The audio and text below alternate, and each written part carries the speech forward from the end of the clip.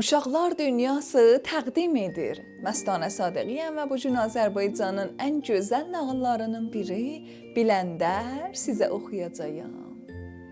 Qədim zamanlarda Gəncə şəhrində bir oğlan yaşayırdı.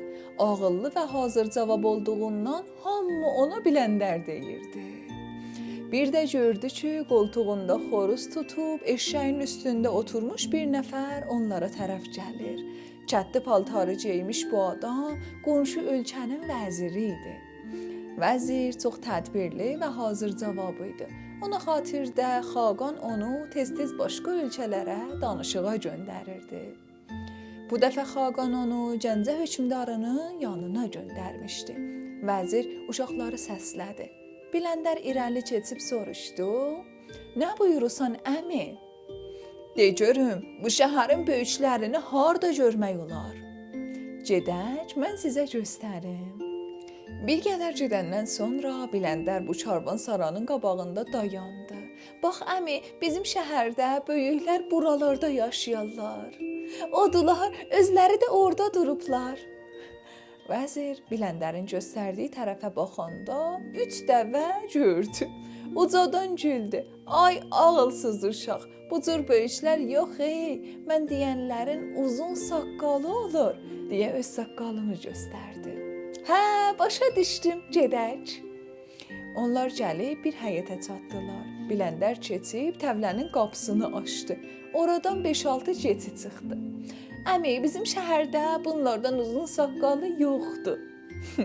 Vəzir bərk acıqlandı. "Buna bax, bir qarış boyu ilə məni doluyur. Böyük deyəndə dəvə, saqqallı deyəndə keçi göstərir. Mən danışmağa adam axtarıram, bildin?" "Nə? Adam axtarırsınız?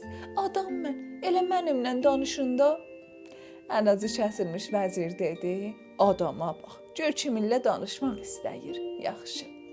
Biz uzaq yerdən gəlib bərk acıqmışıq. Bircə dinar pulum vardı.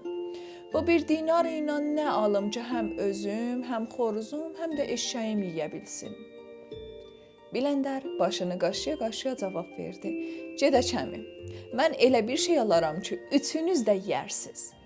Onlar bazara gəldilər. Bir dənə təpə kimi qalanmış yemişlərdən birini seçib vəzirə verdi. "Buyurun, lap siz deyən şeydir. İçini özünüz yeyin, toxumlarını xoruza verin və qabığını da eşşəyizə." Özünü hamıdan ağıllı hesab edən vəzir öz-özünə dedi: "Bu şəhərin ki, uşaqları bu qədər ağıllı ola, gör böyükləri necə olar?" O fikirləşib əliboş geri qayıtdı. Siz də bəyəndiyiniz ən gözəl kitablardan, nağıllardan, şeirlərdən və oyunlardan video çəkib və bizə göndərin ki, həm öz adınıza bizim kanalımızda yayılsın, həm də bizdən hədiyyə alın.